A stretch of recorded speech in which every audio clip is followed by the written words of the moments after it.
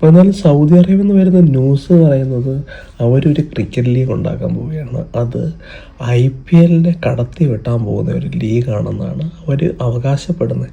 ഏകദേശം $500 മില്യൺ മുടക്ക് മുതലാണ് അവരതിനകത്ത് മുടക്കാൻ പോകുന്നത്. ഏകദേശം 8 ടീമുകൾ അതിനകത്ത് പാർട്ടിസിപ്പേറ്റ് ചെയ്യുമെന്ന് പറയപ്പെടും. അത് വന്നു കഴിഞ്ഞാൽ ഇപ്പോൾ പാകിസ്ഥാൻ വീഡിയോകളൊക്കെ പറയുന്നത് കഴിഞ്ഞാൽ IPL-ൻ്റെ വാല്യൂ അങ്ങ് പോകും. IPL വാല്യൂ ഇല്ലാതായി പോകും. ഏറ്റവും വലിയ ക്രിക്കറ്റ് ലീഗായിട്ട് സൗദി ലീഗ് മാറാൻ പോകുന്നതാണ് പാകിസ്ഥാനി പാപ്പരാസികൾ അടിച്ചു വിടുന്ന ന്യൂസ്. അപ്പോൾ അങ്ങനെയാണോ സംഭവിക്കുക എന്ന് പരിശോധിച്ചാൽ ഒരുപാട് ലീഗുകളുണ്ട്. ഇപ്പം രണ്ടാമത്തെ ലീഗാണ് ദുബായ് ലീഗ്. ദുബായ് 2020 ലീഗാണ് രണ്ടാമത്തെ ലീഗ്. അത് പരിശോധിക്കുമെങ്കിൽ മൂന്നാമത്തെ ലീഗ് നമ്മൾ പരിശോധിക്കുകയാണെങ്കിൽ സൗത്ത് ആഫ്രിക്കൻ 2020 ലീഗാണ് മൂന്നാമത്തെ ലീഗ്. ഇവിടെ ICC ഇന്ത്യൻ പ്ലേയേഴ്സിനോട്ട് വിടാറുമില്ല.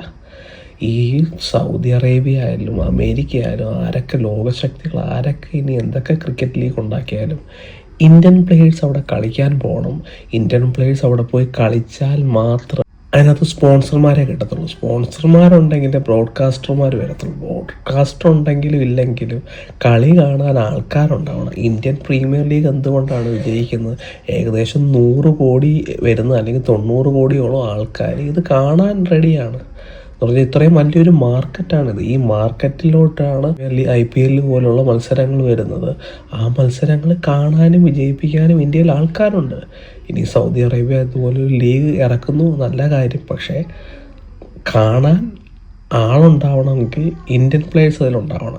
അല്ല ഇനി സൗദി അറേബ്യ PCCയോടും ഇന്ത്യൻ ഗവൺമെൻറ്റോട് റിക്വസ്റ്റ് ചെയ്ത് Indian government Saudi cricket league കളിക്കാൻ വിടുമോ എന്നുള്ള കാര്യമൊന്നും എനിക്കറിയില്ല. എനിക്ക് തോന്നുന്നില്ല. സ്വന്തം കുഴി ആരും തോണ്ടാറില്ല. അങ്ങനെ എനിക്ക് തോന്നുന്നില്ല. BCC അങ്ങനെ ചെയ്യുമെന്ന് എനിക്ക് തോന്നുന്നില്ല. ഇതിന് നല്ല ഫ്രണ്ട്സായിട്ടുള്ള പല രാജ്യങ്ങൾക്കും ഇന്ത്യൻ പ്ലേയേഴ്സിനെ അവർ എന്തായാലും കളിക്കാൻ അനുവാദം കൊടുത്തിട്ടില്ല. ഇതിലും അവർ കൊടുക്കത്തില്ലെന്നാണ് വിചാരിക്കുന്നത്. ഇനി 500 മില്യണോ 600 മില്യണോ 1000 മില്യണോ എത്ര മില്യൺ ആയാലും അതിനകത്ത് ഞാൻ കരുതുന്നു നമ്മളെല്ലാവർക്കും അറിയാം അതിനകത്തൊരു ഇന്ത്യൻ പ്ലെയർ കളിക്കണം. ഇപ്പം ദിനേഷ് കാർത്തിക് 2020 ലീഗ് കളിക്കാൻ സൗത്ത് ആഫ്രിക്കയ്ക്ക് പോയായിരുന്നു. അതുപോലുള്ള ദിനേഷ് കാർത്തികിനെ അല്ല ആൾക്കാർക്ക് കാണുന്നത്. ഇപ്പോൾ 2020 ഇപ്പോൾ എല്ലാവരും കാണാൻ ആഗ്രഹിക്കുന്ന അഭിഷേക് ശർമ്മയും ജഷ്വാളിനെ കൂട്ടും, സഞ്ജു സാംസനെ കൂട്ടും, തിലക് വർമ്മയെ കൂട്ടും, സൂര്യകുമാർ യാദവിനെ കൂട്ടും, ഹാർദിക് പാണ്ഡ്യയെ കൂട്ടുള്ള പ്ലേയേഴ്സ് കളിക്കാൻ വരുവാണെങ്കിൽ തീർച്ചയായും സൗദി നടത്തുന്ന ലീഗാണെങ്കിലോ അമേരിക്ക നടത്തുന്ന ലീഗാണെങ്കിലോ 6 ലീഗാണെങ്കിലും വിജയിക്കും.